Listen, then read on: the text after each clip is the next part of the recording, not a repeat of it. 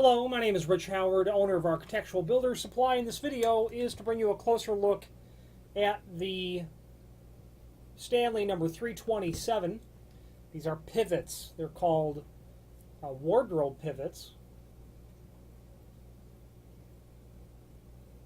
And I'll tell you, this Stanley 327 is a really remarkable piece of hardware. Here's what I mean. It's inexpensive compared to pivots. It's inexpensive. It's attractive because you don't see much of it at all. It's very versatile. It's used in a lot of instances where people would otherwise need to spend a significantly greater amount of money on hardware. They're architecturally attractive and they're really easy to install. The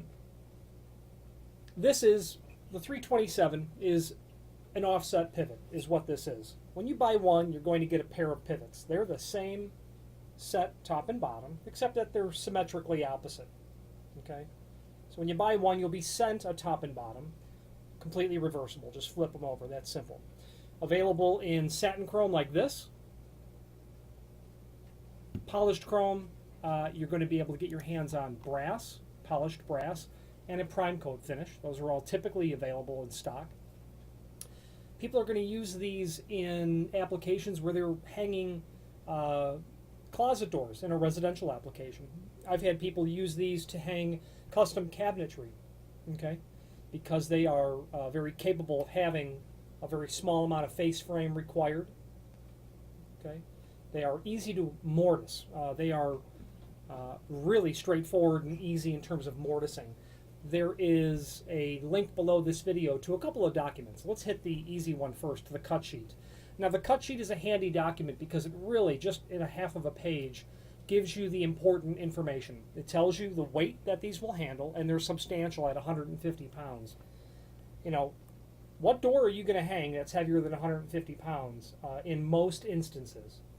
You know, considering the fact that that 1 3/4 solid core doors are about 6.5 pounds per square foot. You know, you get the concept that, you know, you will be able to easily handle most doors in applications.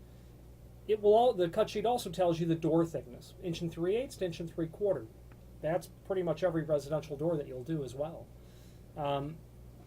You can see from the dimensional drawing that's there, not only the physical dimensions of it, for, you know, your edification, I suppose, for your information, for your knowledge, but it shows that cross section, what they look like as well.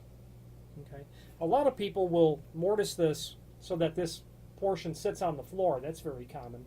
But then I've got clients who buy these, and this hardware floats in the middle of the cabinet and literally could be anywhere from 12 inches off the floor to wherever it's going to end up being. So the material will handle a substantial amount of weight. Designed for mullion or face frame mounting. Face frame meaning that they're overlay where the door goes on top of the opening, or a mullion really means if you've got two cabinets, well, that swung out this way and the area in between would be the mullion. Allows you to go floor to ceiling with doors as well. You might have a modern sort of build out in a condominium building, and those 8-foot doors are going to go literally from the floor all the way up to the drywall ceiling. And provided that there's some wood up there for you to actually mortise the top pivot to, you can bring this flush with the top of the door, and we'll go over the installation in a moment. And that top of the door can basically be flush with the ceiling, 1/8 of an inch margin, provided your ceiling is level. Easy installation. Both of these pivots are going to allow you a slotted hole on both ends, both the frame portion and the door portion. That's going to get you started. You'll be able to adjust, and then once you're all set, you go with the fixed holes that are here. Okay. You know, I've spent a lot of time thinking about why you wouldn't use these, and quite frankly, it's hard to come up with an answer when especially you know that you're going to hang your doors with pivots. It's hard to argue why a client would want to spend a lot more money on pivots, and the only reason that I've really come up with because this meets all the criteria in terms of door thickness and weight, and aesthetic obligation, meaning I don't want to see any of the hardware or as little amount as possible. The only argument that goes against this pivot, in my knowledge, in my experience that I've come up with, is that it's offset, so that's a good thing. Whereas with other pivots, whether it be from, well, any other manufacturer, there is no provision on the Stanley offset pivots for an intermediate pivot. Here's what that means. You've got a 7-foot door, you've got an 8-foot door, whatever the size is. If it's a wood door, any door really for that matter, and there's any warp whatsoever, the Stanley 327 doesn't do any job to help mitigate the fact that the door is bowed. Technically, the door manufacturer will come back if you go for a claim for warp. They'll say, well, the door's not properly hung. And it's because they've got language that says, you know, some sort of hinge every so many inches, let's say 30 inch. That's the only downside of these pivots. Whereas other manufacturers would give you an offset pivot and you have the choice, the ability to add an intermediate pivot or several or two. However, the majority of people, when they install pivots, they want concealed. They don't want to see the hardware, and they understand the risks. Okay,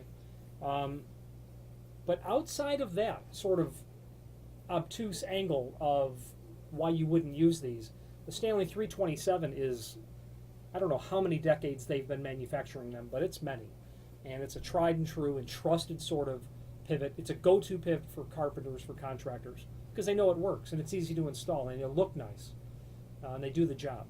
Okay, now there's a link below this video to the installation instructions. Those are very simple and straightforward. Stanley does a great job at showing us how to go ahead and install these. Now I've installed these countless times, and they are as easy as they say. The only thing that you really need to watch out for is there is a note here on step 2. Step 2 is the important note. An 1 3/16 overlay on the hinged side is minimum. So you need to have the door overlay over from the sidewall of the jamb at least 1 3/16. That's the only limitation. You've got pivot hardware that needs to work here, and that door's got to hang off over far enough so that you can get this plate attached. Okay? So that's your only limitation, really. Then you see in step 1 what the overlay means. That door is going to go over the opening. Step 2 gives you that horizontal positioning line, and you have to have 1 3/16 minimum. Step 3 shows your mortising. So what they're showing there is a 3-inch wide, a 3-inch long prep for this portion of the pivot. Pardon me. Are we doing that right? No, I'm doing it wrong. This portion of the pivot, 1 1/8 for this portion. They give you the 3/4 inch dimension from the face of the door to where this line is, but they don't give the rest because you don't know the door thickness. This will just simply, this portion, when you're mortising it, will exit out the opposite face of the door. Okay, and that is going to be flushed off to the edge of the door.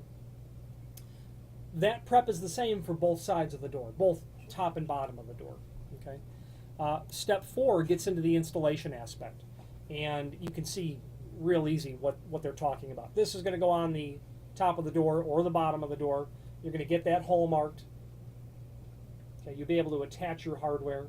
Depending on the size of the door, you might need to do this in reverse. You might need to go with a line on your jamb and then a plumb bob to get your other line. This is, all the installation instructions are based on the fact that you are mortising these flush to the top of the door and frame, and what I don't see there is how deep of a mortise for that material. But the truth of the matter is, what they're wanting you to accomplish is a condition by which you're flush with the top of the door. I'm going to pause this video and scrutinize that. As with all things architectural hardware, if you look at the technical drawing or the instructions are both long enough, you'll find the answer. Basically, the depth of that mortise is going to be equal to the leaf of the portion installed to the door at top and bottom. They don't give that dimension exactly in the instructions, but on the cut sheet they say it's 200 thousandths thick. So just heavy on 3/16 is that mortise depth. Speaking about mortising it, you don't have to mortise it, provided that the half-inch margin that you see on the link to the cut sheet as a gap between the top of the pivot or whatever you're attaching it to, maybe the underside of a ceiling, and the bottom of the door portion here. If a half-inch gap, top and bottom, is acceptable, then you just surface mount these, is what you end up doing. Most people are not installing it that way. So your mortise is going to be 200 thousandths thick, just heavy on 3/16. That will bring your door flush to here. You know that you're going to have the balance of the half-inch dimension for the thickness as your gap at the top and bottom, which is 5/16, something in that range. And that is the case top and bottom. Now, back to the installation instructions. There's a small note there showing the chamfer that they want you to do in step 3 to account for as the door opens. You can see you don't want to have any problem with clearance in there. That's what that chamfer is going to be looking out for. Step 4 shows how you're going to attach this stuff to the door and frame. Step 5, and maybe that's where you're starting with first, your vertical line, plumb, etc. They're showing you they want you to have a 1/4 inch minimum dimension between the inside face and of course where this is going to start. Okay, so over here. The step 6 is a handy dimension. Position top hinge mullion leaf on mullion at a point from top of bottom hinge, which is equal to the door height less than 5 7/16. So what they're saying is the dimension between the top frame leaf here and the bottom frame leaf here is the net door height less 5 7/16. You'll obviously want to do a reality check on that before you go attaching anything. For the first one, I would say. You're going to mark your hole, your slotted hole first, get your vertical adjustment, okay? Then attach your permanent screws. And speaking of screws, wood screws are included in a complimentary finish. And then, of course, there's that dimension there, 5 1/16, if you are not mortising the doors, as a dimension between these two leaves. 5 1/16. Mortising for this, a router is how I would always prefer to go about mortising for a piece of hardware like this. And it's true you don't really see the mortise, but you do see the face of the door as you breach the face of the door for the door portion of the arm to come out. Now what I like to do in that sort of case with my router template set on the top of the door is use my router. I would both put a piece of I would score the face of the door where my router bit is going to enter into it so I don't tear too much of it out. And I would also put a piece of masking tape over that as well so that I'm restricting the amount of blowout. I don't want that veneer to come out. I don't want to have to fill that. You could be using, maple manufactured expensive quarter dash anti-gray veneer, whatever the case might be. No black line laminate, especially laminate.